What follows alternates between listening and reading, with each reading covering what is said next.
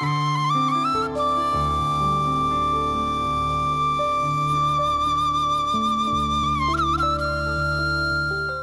TV பார்வையாளர்கள் எல்லோருக்கும் வணக்கம். உளவளம் உளநலம் போலவே மகிழ்வான வளமிக்க வாழ்வுக்கு நான் என்ற மிடுக்கை காட்டாமல் நாங்கள் என்ற பணிவை காட்டலாம் என்கின்ற தலைப்பில், நான் என்ற மிடுக்கை காட்டாமல் நாங்கள் என்ற அவையடக்கம் அல்லது பணிவை காட்ட வேண்டும் என்பதுதான் இன்றைய தலைப்பு. இது பெரிய சிக்கல்களை சமூகத்தில் நீங்கள் கண்டிருப்பீர்கள். இதன் விளைவு என்னென்று. ஆகவே தனித்து தானே செய்து சாதித்திருந்தால் தான் செய்தார் என்று சொல்லலாம். குழுவாக சேர்ந்து செய்த பிறகு என்ன செய்யக்கூடாது? இந்த குழுவில் நான் தான் அதிகமாக கஷ்டப்பட்டு செய்தேன், அதெல்லாம் இந்த வெற்றி கிடைச்சு, அது எந்த குழுக்களிலும் இருக்கக்கூடாது. அது என்ன செய்யும்னா, குழுவில் உங்களுக்குள்ள பகைமையை தோற்றுவிக்கும் அல்லது உங்களுக்கிடையேயான உறவுகளை முரண்பட வைக்கும், இறுதியில் உறவுகளை பிரிக்க வைக்கணும். ஆகவே அந்த நிலை நாங்கள் வராமல் எங்களோட உள்ளத்தில் யோசித்து அதில் சிந்தித்து வடிவாக நாங்கள் உறவுகளை பேண வேண்டும் என்பதற்காக இந்த தலைப்படுத்தியிருக்கிறோம். உதாரணமாக, நான் என்னுடைய என்ற சொற்களை எனது முயற்சிக்கு பாய்க்கலாம். குழுவாக சேர்ந்து செய்யும் போது பொது இலக்கு இருக்கும். அவ்விலக்குக்கு அடைய குழுவிலிருந்து எல்லோரும் ஒத்துழைத்து செய்திருக்க வேண்டும். ஒரு குழுவில் எல்லாரும் சேர்ந்து செய்வோம். நான் என்னுடையதை தனித்த என் முயற்சியின் போது பாய்ப்பதனால் மேட்டாருக்கு தீங்கு விளைவிக்காது, மேட்டார் உள்ளம் புண்படாது. ஆனால் குழுவாக சேர்ந்து செய்யும் போது நான் கூட செய்தேன், நான் தான் அதிகம் செய்தேன் சொல்லும்போது மேட்டாரை பாதிக்க செய்யும். அதனால் உறவுகள் தெரிக்கும் அல்ல முறியும் என்று சொல்கிறோம்.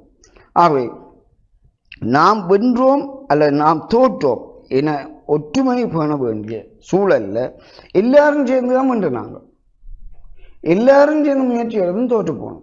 இந்த ரெண்டு வாக்குத்தான் ஒரு குழுவில் இருக்க வேண்டும். எல்லாரும் சேர்ந்து கடின உழைப்போட உழைச்சபடியா வெற்றி பெற்றோம், எல்லோரும் சேர்ந்து முயற்சி எடுத்தும் தோற்று போனோம். அந்த எல்லோரும் என்ற வார்த்தை அல்ல எல்லாரும் சேர்ந்து எங்கள் என்ற வார்த்தை, அந்த பணிவு தான் உங்களை உயர வைக்கும். அவை உறவுகளுக்கிடையான நெருக்கத்தை பேண உதவும். அவை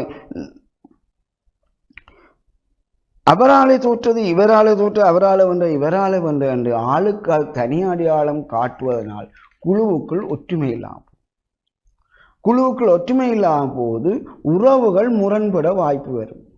உறவுகள் முரண்பட வாய்ப்பு ஏற்படுவதனால் மோதல் வரலாம், பிரிவு வரலாம்.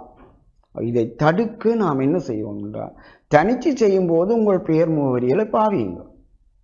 குழுவாக சேர்ந்து செய்வோம். நாங்கள் அண்ணையும் தம்பியும் சேர்ந்து செய்வோம், அக்காவும் தங்கச்சியும் சேர்ந்து செய்வோம். நானும் பக்கத்து வீட்டுக்காரன் சேர்ந்து இந்த ரோட்டை துப்புரவாக்கினேன். அப்படி எல்லோரையும் பங்கெடுத்து இந்த முயற்சி செய்து நாங்கள் உரிமை கூறுவதனூடாக மேட்டார் உறவு முறியாது அல்ல மேட்டாருக்கு பகை வராது.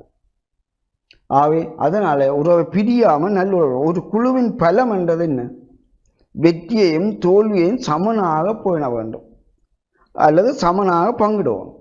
அந்த ஒற்றுமை தான் அந்த குழுவின் வெற்றி. ஒரு பலமான குழுவாக இருந்தால் அங்கே முரண்பாடுகள் இல்லாமல் வெற்றியிலும் ஒன்றுபடுவார்கள், தோல்வியிலும் ஒன்றுபடுவார்கள். அவர்கள்தான் ஒற்றுமையான பேர்வழிகள். அது பலமான குழு, யாராலையும் உடைக்க முடியாது.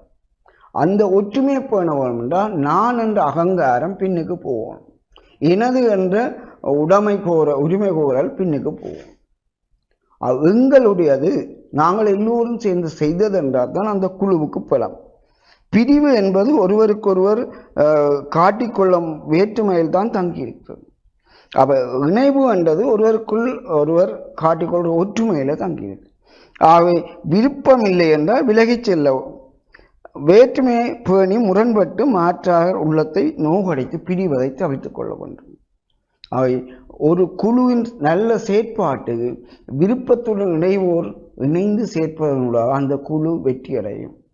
அந்த குழு பலமான குழு என்று சமூகம் பயப்படுமாயிருந்தால் அந்த குழு வெற்றி பெறும் போதும் எல்லாரும் ஒன்றா சேர்ந்து வென்றார்கள் என்று சொல்லுவார்கள். அந்த குழு தோற்கும் போதும் எல்லாரும் ஒன்றா சேர்ந்து முயன்று தோற்றம் என்று சொல்வார்கள். அவர்களுக்குள் முரண்பாடு இல்லை, அவர்களுக்குள் வேற்றுமை இல்லை, அவர்கள் அடித்தாலும் பிடிச்சாலும் ஒன்றாக கூடி நிற்பார்கள். அதுதான் அந்த குழுவின் பலம் அல்ல அந்த வெற்றி. குழு முயற்சிகளில் நான் எனது என்ற சொற்பிரயோகம் பாவிக்கக்கூடாது. நாங்கள் எங்களுடைய என்ற சொற்பிரயோகம் பாவித்து நல்லுறவை பேணுவதூடாக முரண்பாடுகளை தவிர்க்கலாம், ஒற்றுமையை பேணலாம், பலமான குழுமமாக நாம் வாழலாம் என்று கூறி விடைபெறுகின்றேன். நன்றி.